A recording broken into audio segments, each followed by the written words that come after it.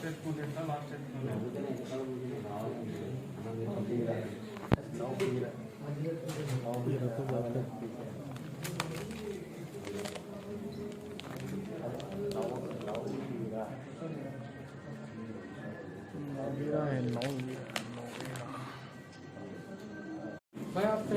Navira Sheikh is the founder and CEO of Veera Group and also the national president of the All India Mahila Empowerment Party. Recipient of many awards of her work and dedication both nationally and internationally. Navira Sheikh life and activities is the testimonial to what women are capable of. Veera Group is a company and diversified operations in various sectors. शुरू अल्लाह के नाम से जो बड़ा मेहरबान निहायत रहम करने वाला है। आप सबको मैं वेलकम और मुबारकबादी पेश करती हूँ यहाँ पर आने के लिए। और ये प्रेस मीट मैंने इसलिए रखा है कि आपके जरिए इंसाफ की आवाज को लोगों तक पहुंचाने के लिए। मैं नवीरा शेख जो 1998 से हीरा ग्रुप को स्टैब्लिश किया है और मैंने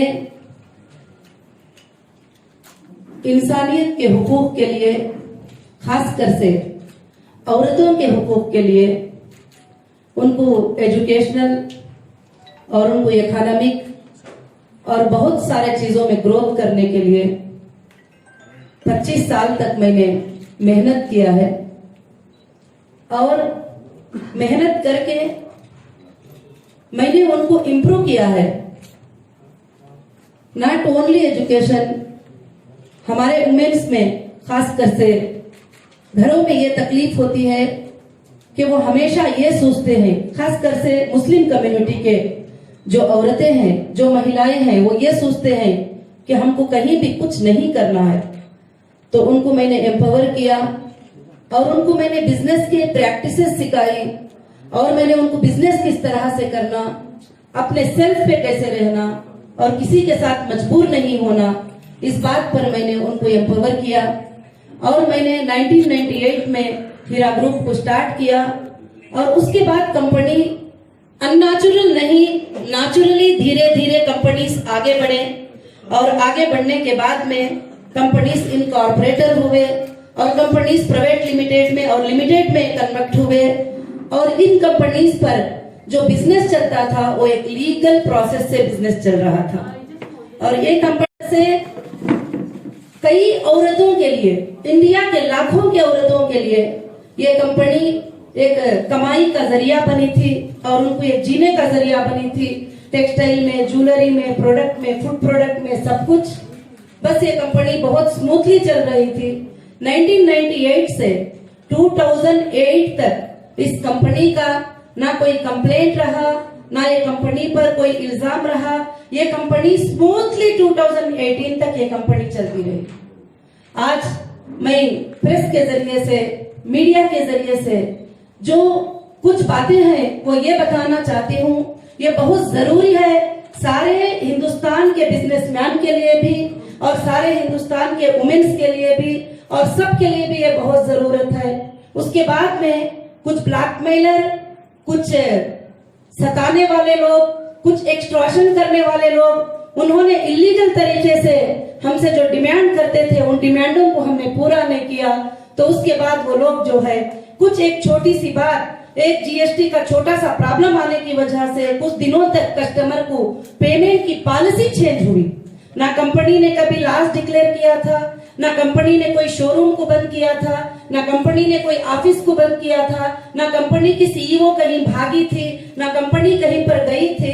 तो एक फॉल्स एलिगेशन लगाकर एक छोटा सा एफआईआर करते हैं और छोटा सा एफआईआर करके मुझे अरेस्ट कर लेते हैं विदाउट नोटिस। एक नोटिस भी नहीं दिया मुझे, क्या तुम इसको देना है क्या नहीं देना है। तो डायरेक्ट एक एफआईआर पे मुझे दिल्ली आके अरेस्ट करते हैं और अरेस्ट करके अंदर रखते हैं। जब मुझे सेशन कोर्ट बेल देती है तो फिर महाराष्ट्र से एक छोटा एफआईआर करके बुलाते हैं। यहाँ तक कि ऑफिशियल जो ईओडब्ल्यू है वो ईओडब्ल्यू के गाइडलाइंस को भी फॉलो नहीं हुए। उनके लिमिट्स क्या हैं, कितने पेमेंट पे एफआईआर कर सकते हैं, कितने फ्रॉड पर वो इन्वॉल्व हो सकते हैं, उन्होंने सोचा नहीं। 3 लाख पे, 2 लाख पे, 50,000 पे उन्होंने मुझे एफआईआर किया और टोटल इंडिया 2 साल 5 महीने मुझे जो है जुडिशियल कस्टडी में रखे और इंडिया के सबसे बड़े क्रिमिनल को भी 14 डेज से ज्यादा पीसी में रखना अलाउ नहीं है। मगर मुझे एक औरत होने के बावजूद भी 8 मंथ्स, मोर देन 8 मंथ्स जो है पुलिस कस्टडी में अंडर प्रेशर रखे। एक ही सीईओ थी, एक ही कंपनी थी, वही क्वेश्चन था, वही बात थी, मगर बार बार 14 दिन कस्टडी में लेना, 7 दिन कस्टडी में लेना। इसका मतलब ये था कि जो एक्सटॉर्शन करने वाले थे, जो इसके पीछे हैं, वो ये चाहते थे कि मैं हमेशा अंदर रह जाऊं और वो मेरे प्रॉपर्टियों पर कब्जा कर ले और प्रॉपर्टियों पर जमा कर ले। मैं ये बात बताना चाहती हूँ कि जब ईओडब्ल्यू इकोनॉमिक ऑफेंस अगर इस तरह से करने जाएंगे तो इंडिया की इकोनॉमी टूट जाएगी। और चाहिए ऑफिशियल को कि वो एक बार चेक करते और फैक्ट को देखते, उसके बाद एक नोटिस देते और पूछते। जब इंसान उसके बाद उसके लिए एक बदनामी का ये उठाते हैं, एजेंडा उठाते हैं। उसके बाद हीरा ग्रुप ऑफ कंपनीज के जो लीगल टीम थे तेलंगाना हाईकोर्ट में एक रिट पिटीशन डाले और रिट पिटीशन डालने के बाद तेलंगाना हाईकोर्ट दिसंबर 1923 को जो है एक जजमेंट पास किया कि ये एफआईआर इलीगल है और ये एफआईआर अनकॉन्स्टिट्यूशनल है और इस तरह से कंपनी एक्ट में एफआईआर नहीं कर सकते और इसमें जो है लोकल पुलिस इन्वॉल्व नहीं हो सकती। ये सेंट्रल एजेंसी जो है इसको चेक करेगी। एसएफआईओ को जो है टोटल चीजों को फॉरवर्ड किया। उसके बाद भी मुझे बाहर आने नहीं दिए, दूसरे स्टेट को बुलाए, क्योंकि एक स्टेट में तो हो गया तो दूसरे स्टेट को बुलाओ। और जब कहीं से कहीं नहीं मिलता है तो और एक एजेंसी को दे दो, और एक एजेंसी को दे दो। इस तरह से कंपनी को डैमेज करने की पूरी कोशिश की। आज मैं प्रेस मीट के जरिए मेरे देश के पूरे महिलाओं को और मेरे सारे औरतों को जो एम्पावर हुए हैं, जो मेरे सारे हीरा ग्रुप के मेंबर को मैं ये खबर देना चाहती हूँ कि कंपनी कभी भी भागी नहीं है, ना भागेगी। और कंपनी आज भी उनके पेमेंट्स को देने के लिए रेडी है और तैयार है। और यहाँ तक के डेटा सेंटर, जबकि पुलिस को उसकी कोई जरूरत नहीं थी, उसको जाके डैमेज किया और उसको उठा कर लेके गए सारे चीजें भी। और यहाँ तक जब मुझे अरेस्ट किया तो 2 दिन में ना कोर्ट का ऑर्डर था, कुछ नहीं, पूरे शोरूम्स में जाके नोटिस लगा दिए, घरों पे नोटिस लगा दिए और बंद करा दिए। जो company more than 100 crore income tax पे करती है, जो सीईओ अरेस्ट होने से 1 महीने पहले जीएसटी पे करती है, जो कंपनी को चलाने वाली ये सब चीजें अदा करती है, कंप्लीटली जो लीगल फॉर्मेलिटीज है उसको टोटल कंप्लीट करती है। तो अगर इस तरह से 2 लाख का, 25 लाख का, 10 लाख का पेमेंट बोलकर, वो भी लीगल ट्रांजैक्शन जो हुआ उस पेमेंट को लेकर अगर फ्रॉड एलिगेशन लगाकर ऐसा सीईओ को, कंपनी चलाने वालों को अरेस्ट करेंगे तो इंडिया की इकोनॉमी तो टोटल टूट जाएगी। आज मेरे साथ की नहीं, जब मैं अंदर थी तो काफी लोगों को देखा कि कंपनीज चलाने वालों के साथ, बहुत सारे लोगों के साथ भी ऐसे चीजें होते आते हैं। तो मेरा रिक्वेस्ट यही है, जो लोग कंपनीज के पीछे लगते हैं, जो एक्सटॉर्शन करते हैं, जो डिमांड करते हैं, उनको मौका ना दें। और मैं ये आवाज देना चाहती हूँ कि फाइनेंस मिनिस्ट्री तक मेरी आवाज पहुंचे कि इनके ऊपर एक स्टेप ले कि बिजनेस को गिराने के लिए, इंडियन इकोनॉमी को तोड़ने के लिए ये चीज जो है बहुत ज्यादा मुश्किल वाली होती है। तो हम सबको आराम से बिजनेस करने दे, जो लीगल बिजनेस करते हैं। तो फिर अल्हम्दुलिल्लाह अल्लाह के फजल से जो है हाईकोर्ट ने ये ऑर्डर दिया। उसके बाद हमने रिट पिटीशन जनवरी 2018 को हमने सुप्रीम कोर्ट में रिट पिटीशन डाला और तमाम पार्टियों को हमने रिस्पोंडेंट बनाया और ईडी को रिस्पोंडेंट बनाया, एसएफआईओ को रिस्पोंडेंट बनाया। जो स्टेट, महाराष्ट्र होम डिपार्टमेंट को, कर्नाटका होम डिपार्टमेंट को, केरला होम डिपार्टमेंट को, आंध्र प्रदेश होम डिपार्टमेंट को रिस्पोंडेंट बनाकर जब रिट पिटीशन हमने डाला तो जजेस को हमारे बिजनेस का मॉडल समझ में आया और जजेस को समझ में आया कि हम क्या बिजनेस करते थे और हम कहीं भी इलीगल वे में काम नहीं करते थे और लीगल वे में करते थे। मैं पहले भी जब अरेस्ट किए थे उस वक्त भी चैलेंज की थी कि मैं कोई गलत काम नहीं की हूँ, ना मैंने कोई स्कैम किया है, ना मैंने कोई फ्रॉड किया है। चलते हुए बिजनेस से तुमने मुझे उठाकर फ्रॉड साबित करना चाहते हो, मगर आप जितने साल चाहे इन्वेस्टिगेशन कर लो, मेरा कोई ऐसा इंटेंशन नहीं है। मैं आज भी उस बात के ऊपर कायम हूँ और बहुत ही खुशी हुई जब सुप्रीम कोर्ट ने हमारे अकाउंट को डीफ्रीज करने का, हमारे प्रॉपर्टीज को, ईडी को हटाने का और ये बहुत सारे ऑर्डर सुप्रीम कोर्ट ने जब दिए, तो मैं बड़ी खुशी के साथ आज ये प्रेस मीट कर रही हूँ। और आगे चलकर ये कंपनी लाखों की औरतों के लिए, लाखों के स्कूल के स्टूडेंट के लिए, लाखों के कॉलेज के स्टूडेंट के लिए, लाखों के लोगों के लिए, इंसानियत के लिए ये कंपनी जरूर से जरूर काम करेगी। और मैं सैल्यूट करती हूँ कि इंडियन कॉन्स्टिट्यूशन को, इंडियन लॉ को, कि ये जो है हमको इतना सेफ करता है कि चाहे कोई कुछ भी इल्जाम लगा ले, चाहे कोई भी कुछ चार्जशीटें डाल ले, जब तक के एविडेंसेस पेश नहीं करते वो सब के सब चीजें इनवैलिड होते ही। और मैंने लीगल में यही देखा है कि मुझे उम्मीद थी कि मुझे इंडियन लॉ से जरूर हमारे कॉन्स्टिट्यूशन के लॉ से मुझे इंसाफ मिलेगी। आज मुझे इंसाफ मिल के रही, सेशन कोर्ट से लेकर, हाई कोर्ट से लेकर सुप्रीम कोर्ट तक इंसाफ मिल के रही। और हमारी लीगल टीम का भी मैं शुक्रिया अदा करती हूँ कि जिन्होंने स्ट्रांगली इस काम को किया और फाइट किया। आज भी फाइट जो है जारी है और चल रही है। मैं आप सबसे यही गुजारिश करना चाहूंगी कि ये कंपनी आगे चलकर चलेगी और जो भी कस्टमर हमारे जो इन्वेस्टर हैं और जाना चाहते हैं कंपनी से, आज मैं उनको मुबारकबादी पेश करते हुए उनके पेमेंट्स अदा करके उनको मैं कंपनी से निकालूंगी।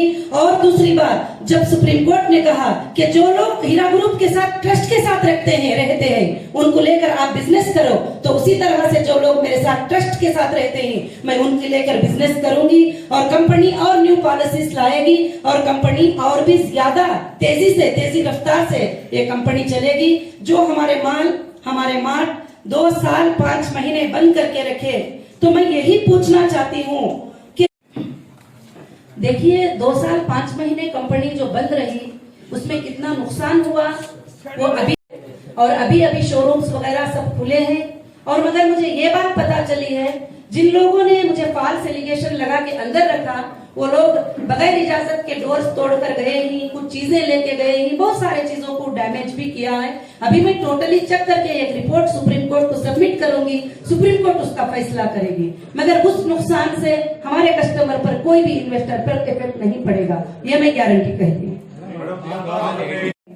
जो एक छोटा सा फॉल्स एलिगेशन लगाकर अंदर रखकर आप पूरे चीजों को ब्रेक कर देना चाहते हो, इसके जिम्मेदार कौन है? किसने अधिकार दिया हमारे शोरूमों को बंद करने का?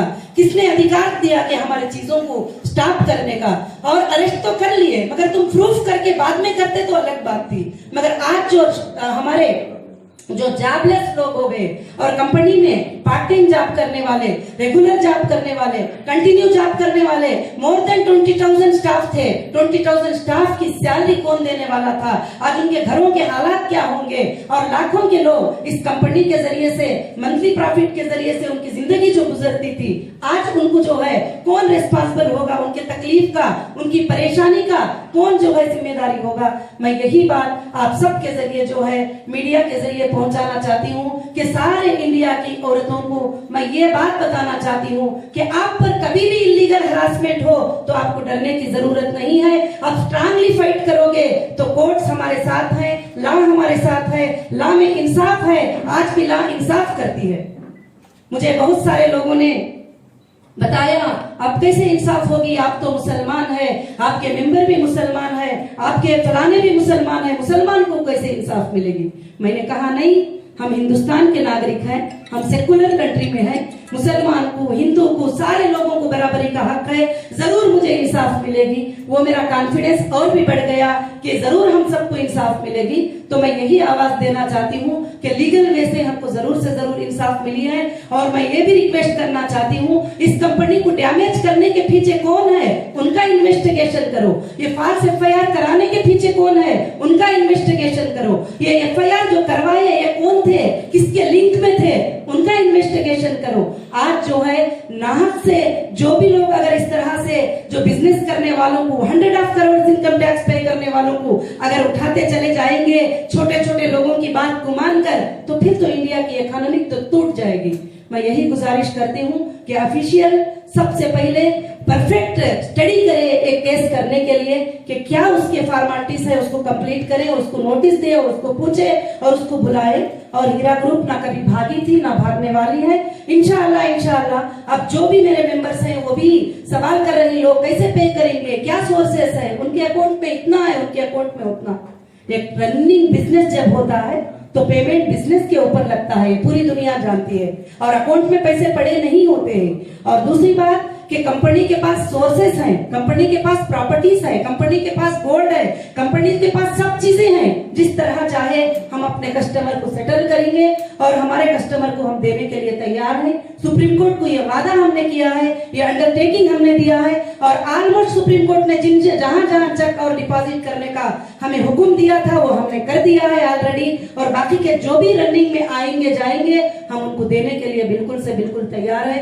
और आज की ये प्रेस मीट ये सिर्फ बिजनेस के लिए नहीं, जो नाहक से लोगों को सताती उनको इंसाफ के लिए, और जो औरत को दबाने की कोशिश करती कि एक औरत है इसको कुछ भी कर लो, पॉलिटिकल इन्फ्लुएंस यूज करके जो भी चाहे कर लो, तो सारे औरतों के लिए मैं आवाज देती हूँ कि आपके ऊपर कभी भी ऐसे हालात आए तो आप कमजोर नहीं होना और आप टांगली खड़े रहना के ला आपके साथ जो है जरूर से जरूर इंसाफ करेंगे।